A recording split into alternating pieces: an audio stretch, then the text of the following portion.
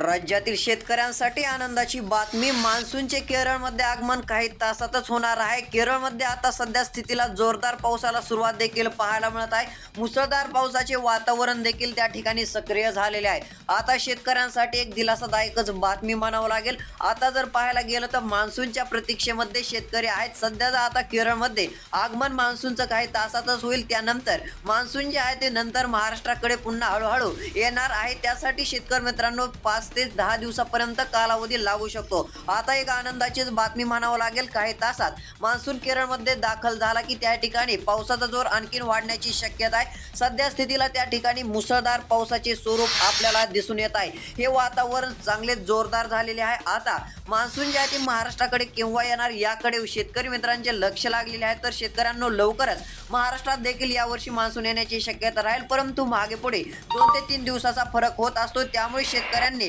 जे आहे ते आधी जरी पाऊस आला तरी पेरणी करताना योग्य ती काळजी घ्यावी व जमिनीतील ओल तपासूनच पेरणी करावी असा देखील सल्ला देण्यात येत आहे. तर रोजची रोज अपडेटसाठी चॅनल सबस्क्राईब करा. नोटिफिकेशन बेलला ऑलवरती टाका. धन्यवाद.